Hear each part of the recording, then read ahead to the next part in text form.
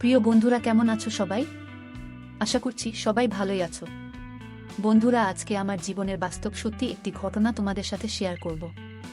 ঘটনাটি পুরো শুনলে তোমাদের জল বের হয়ে যাবে, তাই ভিডিওটি না টেনে সম্পূর্ণ দেখতে থাকো। চলো তাহলে বেশি কথা না বলে শুরু করা যাক। বন্ধুরা, আমার নাম শ্যামল। আমার বয়স যখন 15 বছর, তখন আমার মালিক ম্যাডাম আমাকে নিয়ে যান এবং আমাকে দিয়ে 300 টাকার বিনিময়ে ম্যাডাম তার পিঠে মালিশ করাতেন।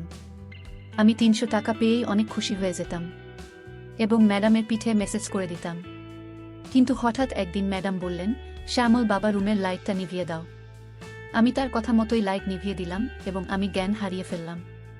যখন নাকি ম্যাডাম আমাকে, আমি যেই বয়সের মধ্য দিয়ে যাচ্ছি, এই সময়টা খুবই খারাপ সময় একটি ছেলের জন্য, কারণ তাদের মনোযোগ তাদের সামনে উপস্থিত থাকা মহিলাদের উপর পড়ে। এমন অবস্থায় কারো কোমর মালিশ করা আমার জন্য খুবই কষ্টকর। যখন ম্যাডাম আমাকে তার কোমর মালিশ করে দিতে বললেন, তখন কিছুক্ষণ অবাক হয়ে তার দিকে তাকিয়ে রইলাম। এটা আমি কিভাবে করব? এটা খুবই লজ্জার বিষয়, কিন্তু আমার বাবা বলেছিলেন, ম্যাডামের কোনো কথাই না করবি না। তিনি খুবই দয়ালুবান মহিলা। তুই যদি তার মনে জায়গা করে নিতে পারিস, তাহলে তোকে তোর বেতনের চেয়েও অধিক টাকা দিবেন। হ্যাঁ, তিনি তো বেতন ছাড়াই প্রতিদিন আমাকে 300 টাকা দিবেন বলেছেন এবং দিয়েছেনও, এবং এই বাড়তি টাকা পেয়ে আমি খুব খুশি হয়েছিলাম। কিন্তু তিনি যখন তার কোমরে তেল দিয়ে আমাকে মালিশ করে দিতে বললেন, তখন আমি হতভম্ব হয়ে গেলাম। তিনি কিভাবে একটা এই বয়সী ছেলেকে দিয়ে তার কোমর মালিশ করাতে পারেন? আমি কিছু বলে উঠতে পারলাম না, কিন্তু খুব নার্ভাস ছিলাম। তিনি আমাকে তার রুমে নিয়ে গেলেন, তারপর বিছানায় শুয়ে পড়লেন এবং তারপর বললেন, কি ব্যাপার বাবু, দাঁড়িয়ে আছো কেন? তেল মালিশ শুরু করো। এরপর আমি যখন তার কোমর থেকে কাপড়টা তুলে দিলাম, তখন আমার চোখ দুটো ছানা বড়া হয়ে গেল।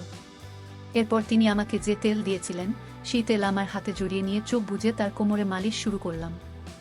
আমার একমাত্র উদ্দেশ্য ছিল ম্যাডাম আমাকে যে কাজ দিয়েছে সেই কাজ পুরোপুরি মনোযোগ দিয়ে করা। আমি একবারের জন্য তার কোমরের দিকে তাকিয়ে দেখিনি। আমি শুধু চোখ নামিয়ে মেসেজ করেছিলাম। আমার মনে আছে যে আমি প্রথম যখন এখানে কাজ শুরু করি, প্রথম দিকে কাজ শুরু করার সময় আমি যখন ম্যাডামের ঘরে প্রবেশ করলাম, তখন ম্যাডামকে কিছুটা অন্যরকম লাগছিল। আমি তার চেহারায় অদ্ভুত পরিবর্তন লক্ষ্য করলাম। তিনি ঘেমে ভিজে যাচ্ছিলেন। আমি ঠিক জানি না যে তার কি হয়েছিল। আমাকে দেখার পরই সে হঠাৎ সোজা হয়ে আমার দিক থেকে অন্য দিকে ঘুরে তাকালো। আমি কিছুটা অবাক হয়ে ম্যাডামের দিকে তাকিয়েছিলাম। আমার মনে হলো ম্যাডামের শরীর ভালো না। আমি সবসময় নীরবে ম্যাডামের সেবা করে যেতাম, কিন্তু আজ কিছুটা দ্বিধা নিয়ে ম্যাডামকে জিজ্ঞাসা করলাম, ম্যাডাম আপনি ঠিক আছেন তো? আপনাকে আজ অন্যরকম লাগছে। আমি আমার ম্যাডামকে সবসময় সম্মান করতাম এবং আমি সবসময় তাকে নিয়ে চিন্তিত থাকতাম, কারণ তিনি শুধু আমার ম্যাডাম ছিলেন না, উনি ছিলেন আমার খুব ভালো একজন অভিভাবক। তিনি আমার ছোটবেলা থেকেই আমাকে সাহায্য করে আসছেন এবং আমার দুঃখী জীবনকে সুখী করে তোলার চেষ্টায় রয়েছেন। আমি অনেক কষ্টে ছিলাম, কিন্তু তার দেওয়া টাকা পয়সা আমার জীবন বদলে দেয় এবং আমার বাড়ির অবস্থার পরিবর্তন হয়। যাই হোক বন্ধুরা, আমার প্রশ্নের উত্তরে ম্যাডাম হালকা মাথা নেড়ে উত্তর দেন যে না, সবকিছু ঠিকঠাক আছে, আমি ঠিক আছি। কিন্তু তার চোখে মুখে স্পষ্ট ছিল যে তিনি কিছু লোক আছেন এবং তিনি খুব টেনশনে আছেন। আমি কয়েক মাস ধরেই তার বাড়িতে কাজ করছি। আজকে প্রথমবার যখন তিনি আমাকে মেসেজ করতে বলেছিলেন, আমি খুব ভয় পেয়ে গিয়েছিলাম, কারণ পুরো বাড়িতে তিনি একাই থাকতেন, না তার স্বামী না তার সন্তান। কথাটা শুনে প্রথমে আমি চুপ হয়ে গেলাম, কিন্তু আমি মালিশ করলাম, সারাক্ষণ হাত কাঁপছিল। আমি ভেবেছিলাম ম্যাডাম হয়তো একদিনের জন্য এই কাজটি আমাকে দিয়ে করাবেন, কিন্তু এখন তো তিনি প্রতিদিনই আমাকে দিয়ে এই কাজ করাচ্ছেন। আমি ম্যাডামের কোনো কাজেই এতটা ঘৃণা বোধ করি না, কারণ তিনি কোনো উদ্দেশ্য নিয়ে আমাকে দিয়ে কোনো কাজ করাতেন না। কিন্তু যখন আমি একা রুমের মধ্যে তাকে তেল মালিশ করতাম, তখন আমার খুব অস্বস্তি বোধ হতো। একটা জিনিস খুব ভালোভাবে খেয়াল করলাম যে আমি যখন থেকে ম্যাডামকে কোমরে তেল মালিশ করতে শুরু করলাম, তখন থেকেই ম্যাডাম খুব ভালোবাসার নজরে তাকানো শুরু করলেন। ম্যাডাম আগে আমাকে 300 টাকা দিতেন, কিন্তু এখন 500 থেকে 600 মতো টাকা দেন। কিন্তু তার এই ভালোবাসায় আমি বিরক্ত হয়ে পড়েছিলাম। কিন্তু তারপরেও আজও আমি প্রতিদিনের মতোই তেলের কৌটা হাতে নিয়ে কোমর মালিশ করার উদ্দেশ্যে গেলাম। 15 বছর বয়স থেকেই আমি ম্যাডামের কোমর মালিশ করে আসতেছি। এই কাজটি আমাকে খুবই বিব্রত এবং বিরক্ত করত।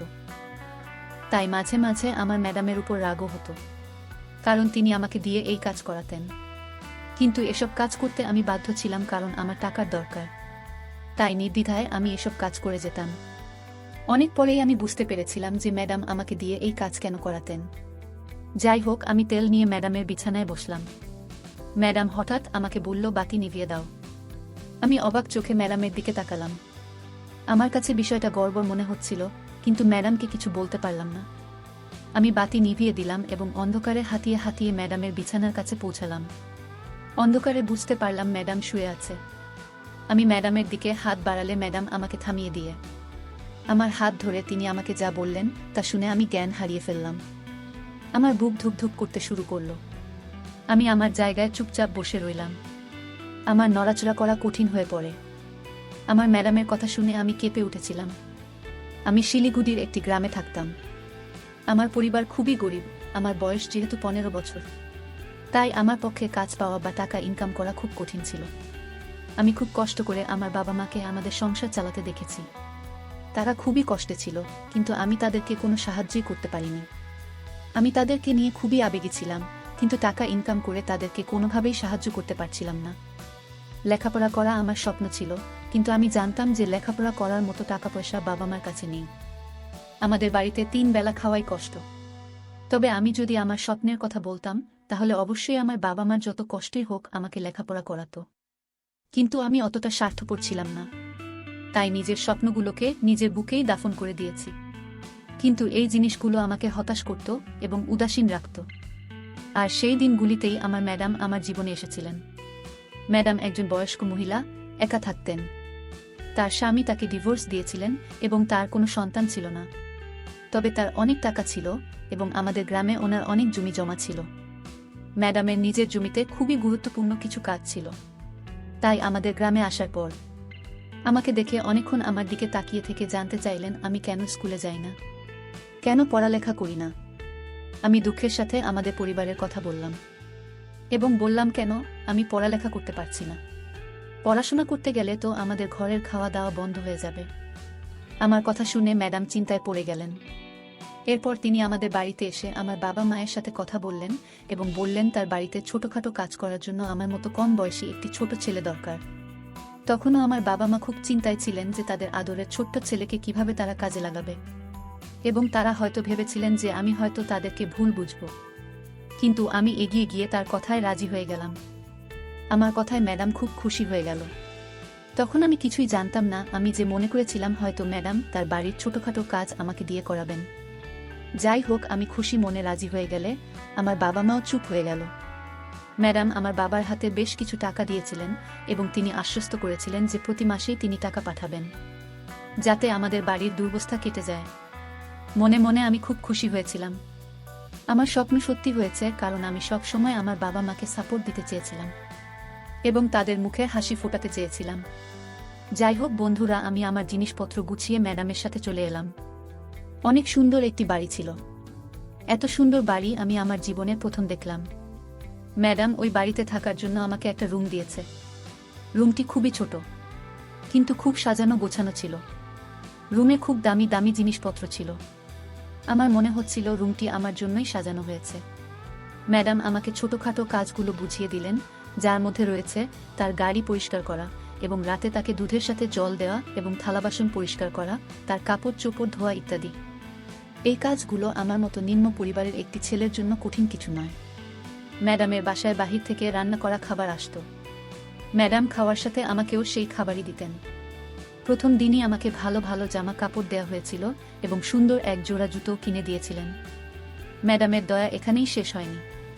আমাকে বলেছিলেন যে আমাকে খুব শীঘ্রই ভালো একটি স্কুলে ভর্তি করাবেন, যাতে আমি আমার পড়ালেখা চালিয়ে যেতে পারি। ম্যাডামের মুখে এই কথা শুনে আমি অনেক খুশি হয়ে গিয়েছিলাম।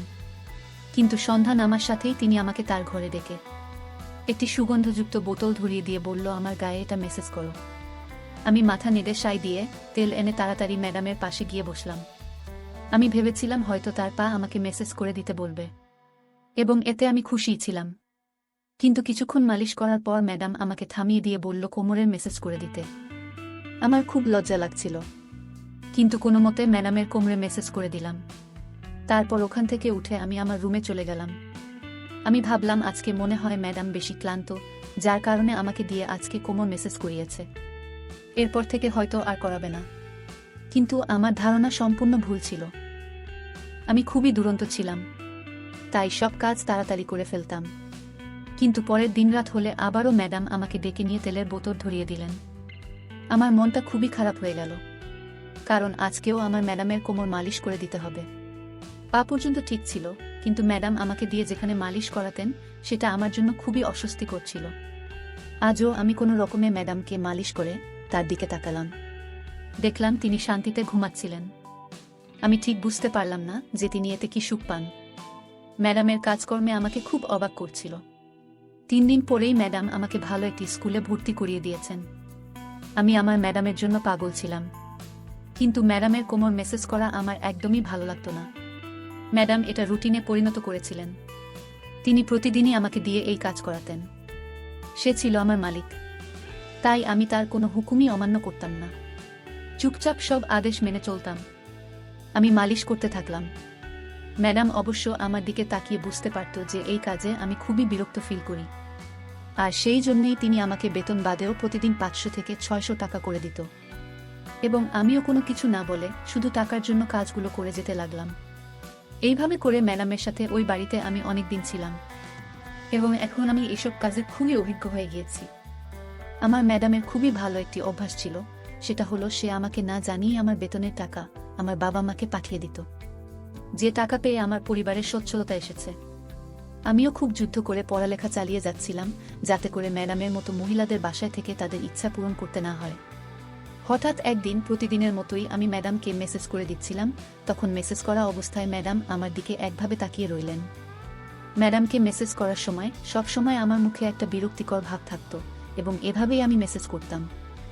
এবং ম্যাডাম এটা খেয়াল করতেন, এবং আজ ম্যাডাম আমাকে বলছে যে আমি জানি এই কাজটা করতে তোমার খুব খারাপ লাগে, কিন্তু আমি যে খুবই অসহায়, তাই তোমার খারাপ লাগা সত্ত্বেও তোমাকে দিয়ে আমি এই কাজটি প্রতিদিন করিয়ে নিই। ম্যাডামের মুখে উদাসীন ভাব ফুটতে লাগলো। আমি কোনো কিছু না বুঝে ম্যাডামের মুখের দিকে তাকালাম। আমি বুঝতে পারিনি ম্যাডাম তার বাধ্যবাধকতার কথা বললেন। আমি লজ্জায় মুখ লুকালাম। ম্যাডাম আমাকে জানালেন যে তার মেরুদণ্ডের সমস্যা রয়েছে, যার কারণে সে প্রতিদিন তেল মালিশ না করলে সে ঘুমোতে পারে না।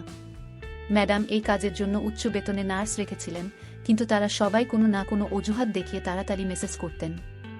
আবার কখনো কখনো মেসেজ না করেই চলে যেতেন, কখনো আবার আসতই না। তাই বাধ্য হয়েই ম্যাডাম আমাকে কাজে রাখে, এবং এই জন্যই তিনি আমার এত উপকার করতেন, যাতে করে আমি যেন তার মেসেজ করার জন্য না বলতে না পারি। এসব কথা বলে ম্যাডাম থামলেন, আর ম্যাডামের এসব কথা শুনে আমি লজ্জা পেলাম। তার জন্য আমার খুবই খারাপ লাগছিল। এতটা উপকার করেছেন, তাকে নিয়ে আমি উল্টাপাল্টা ভেবেছি বলে এখন আফসোস করছিলাম। এবং এরপর থেকে আমার ম্যাডামের মনের মতো করেই তেল মালিশ করে দিতাম। আমি কখনোই বিরক্ত হতাম না। ম্যাডাম আমাকে সবসময় খুশি রাখতেন। বন্ধুরা, এখন আমি যুবক হয়ে গিয়েছি, এবং ম্যাডাম বৃদ্ধ হয়ে গেছে। একদিন আমি ম্যাডামের রুমে মালিশ করতে গিয়ে দেখলাম ম্যাডামের অবস্থা খুবই খারাপ। আমি জিজ্ঞাসা করলেও ম্যাডাম আমাকে কিছুই বললেন না।